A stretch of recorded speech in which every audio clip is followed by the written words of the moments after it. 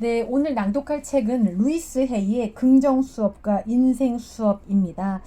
저는 루이스 헤이의 책을 참 좋아합니다. 그래서 하루 한 장 긍정 확언이라는 마음 챙김 필사집도 매일매일 쓰고 있는데요. 오늘은 루이스 헤이의 긍정 수업과 인생 수업의 일부를 낭독을 해드리겠습니다. 그리고 말씀드릴 게 있는데요.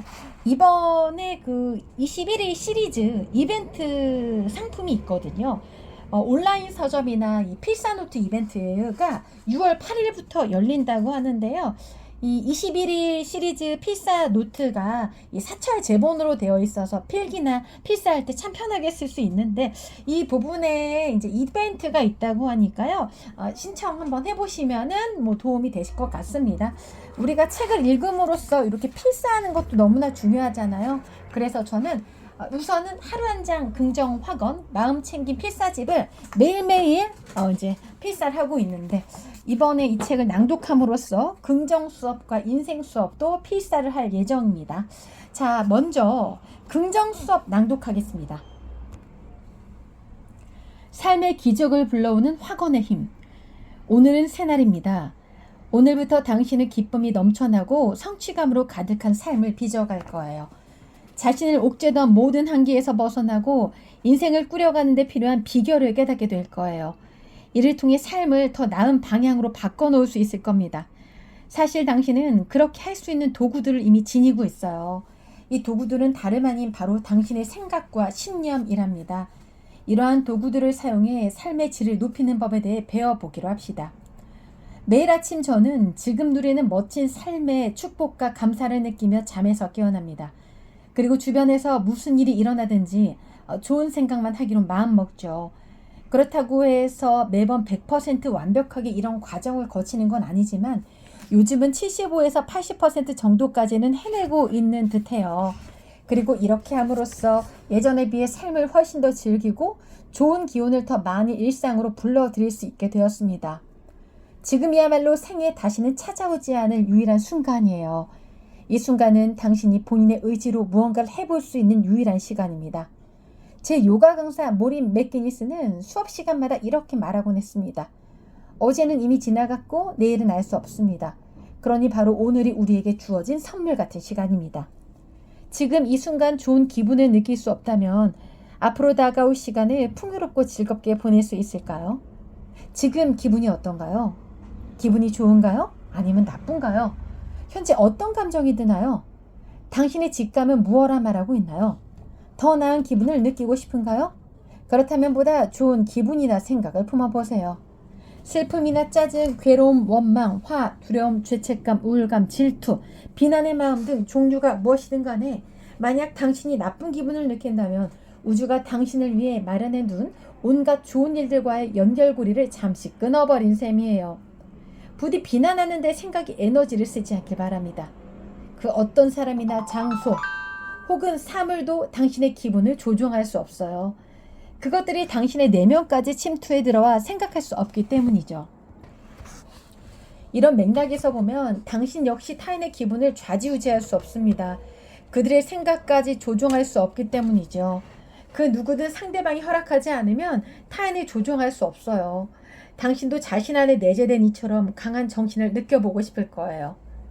당신은 자신의 생각을 온전히 조종할 수 있습니다. 생각이야말로 내 마음대로 조종이 가능한 유일한 대상이기 때문이죠. 생각을 통해 선택한 것이 곧 당신이 삶에서 얻게 될 것들입니다. 개인적으로 저는 기쁨과 감사와 관련된 생각을 품기로 마음먹었습니다.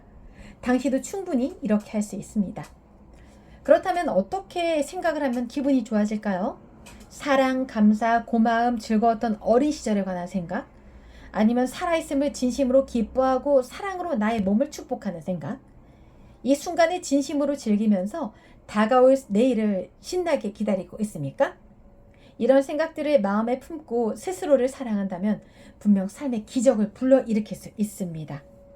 확언을 한다는 건 장차 긍정적 결과로 이어질 만한 특정 생각을 의식적으로 품는 행위입니다. 일단 확언을 통해 초점이 생기고 나면 생각을 바꾸기 시작할 수 있죠.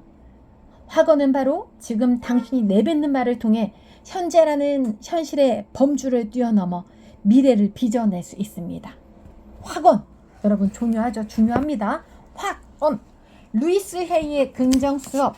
이렇게 긍정 노트에 필사를 하면서 읽어보면 더 좋을 것 같아요. 자, 이어서 인생 수업.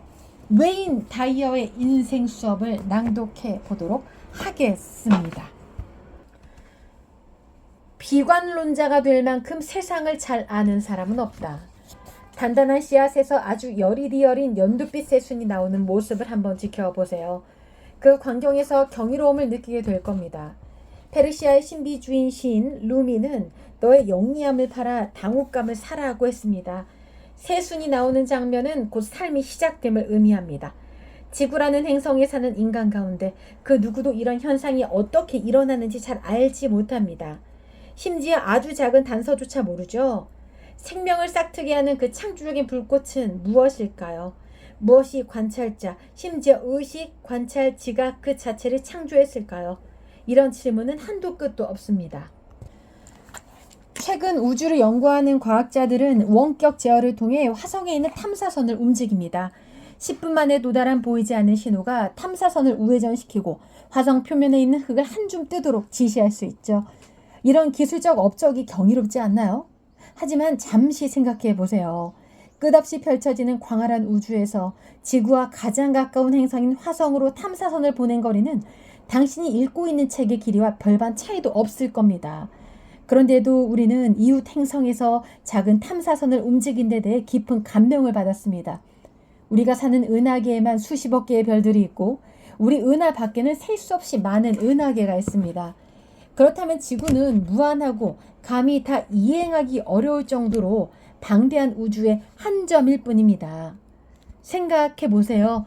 우리가 우주의 끝을 찾았다면 그 우주의 끝자락엔 벽이 있을까요?